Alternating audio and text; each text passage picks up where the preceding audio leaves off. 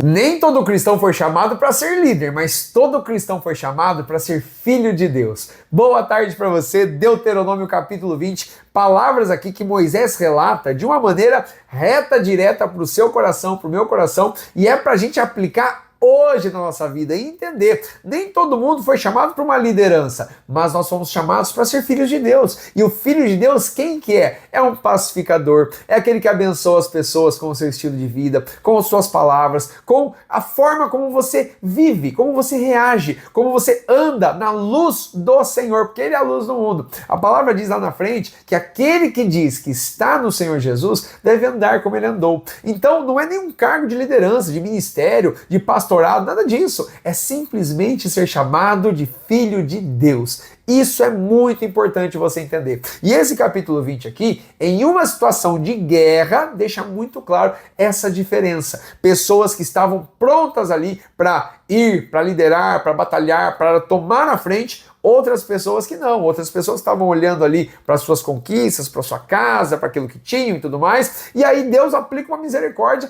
para essas pessoas que também fazem parte do seu povo. É muito interessante esse texto, pessoal. Então você vai conseguir se visualizar, mas o foco é esse, é você entender que você precisa ser filho de Deus. E só tem uma forma disso. Você nascendo de novo, crendo no Senhor Jesus de todo o seu coração, entendendo o sacrifício dele na cruz do Calvário por amor a você e a mim, entendendo que Deus te formou, te criou antes da fundação do mundo, Ele já pensava em você, Ele planejou você. Você está aqui hoje assistindo esse vídeo pela vontade e o propósito dele. Então tá na hora de você abrir os seus olhos, abrir a sua mente e receber essa palavra no seu coração. Você é filho de Deus, se assim você crê, tá bom? Vamos lá entender isso aqui. O primeiro versículo já diz muita coisa.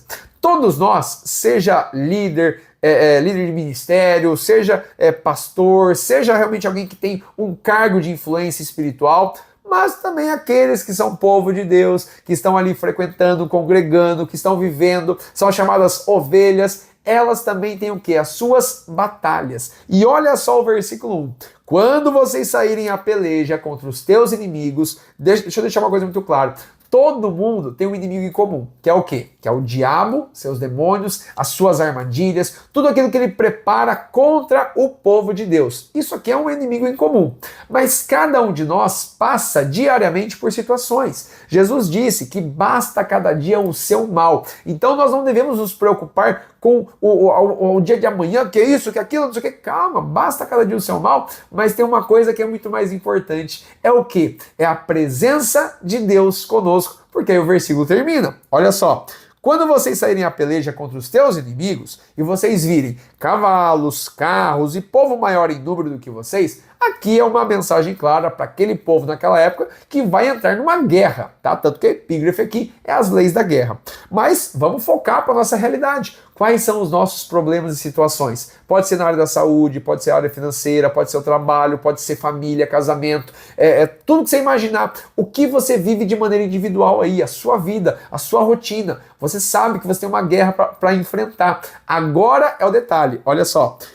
Não tenhas temor. Não tenhas temor de tudo isso. Pode ser um problemão, pode ser um probleminha, pode ser uma situação que para você é impossível, pode ser isso. Não tenha temor. Essa é a palavra. Pois o Senhor, teu Deus, que te tirou da terra do Egito, aqui é a palavra para eles ali que foram retirados da terra do Egito, olha só, está contigo. Ponto final.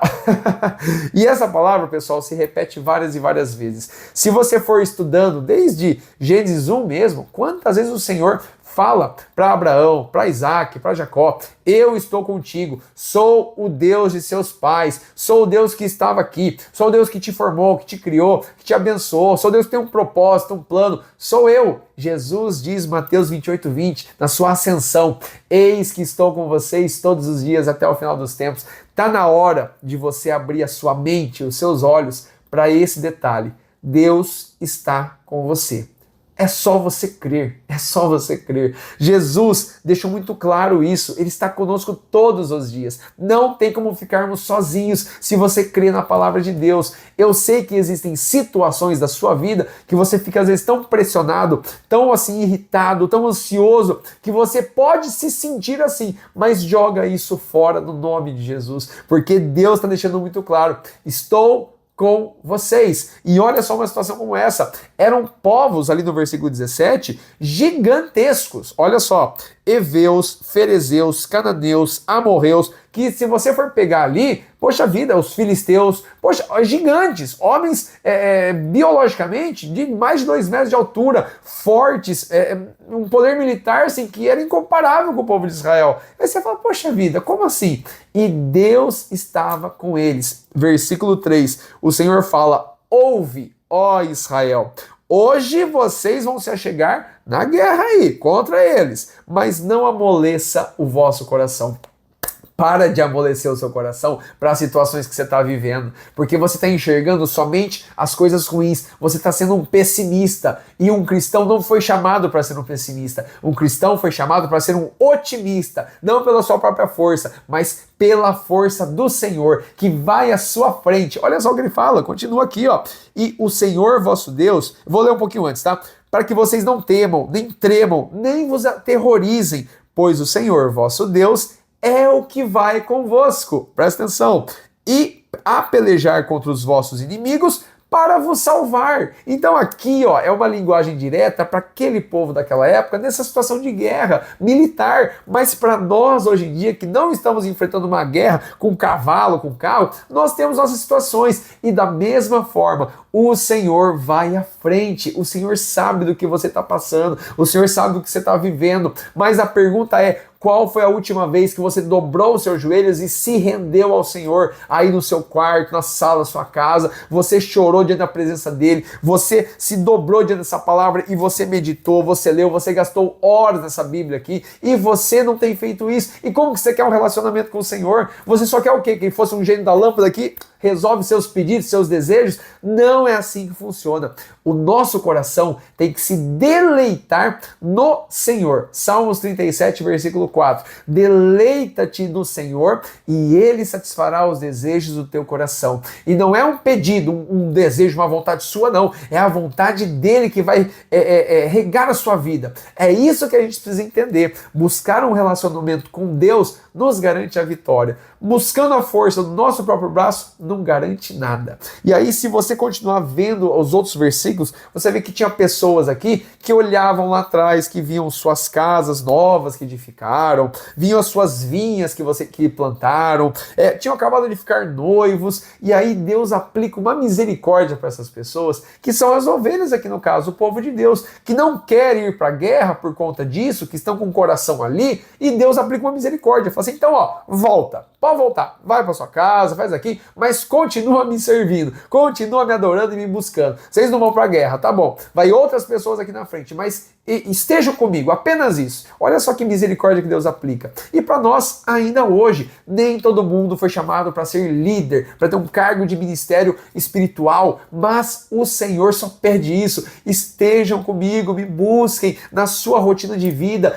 Eu quero te usar para algo, para sua família, para os seus vizinhos, para os seus filhos, para sua casa. Pessoal, tem pessoas que nós nunca vamos conhecer aqui por conta de mídia, por fama, por sucesso, por nada, mas lá no céu são famosíssimas, porque o Senhor colocou a sua vontade sobre a vida delas e elas, de uma maneira única e especial, evangelizaram outras pessoas, fizeram uma diferença numa genealogia, num futuro que a gente nem imagina. Então é isso que você precisa entender. Não é cargo espiritual, mas é simplesmente a presença de Deus com as pessoas. Sejam líderes ou não, nós devemos buscar o Senhor. Todos nós fomos chamados para ser filhos de Deus, crendo no Senhor Jesus. Vamos entender isso, tá bom? E aí, para finalizar, que o meu tempo já está acabando, também tem outras coisas aqui, pessoal. Nossa, tinha a questão de você chegar em paz, sabe? Tentar resolver as coisas na paz. Depois você medita em Mateus capítulo 5, versículo 9.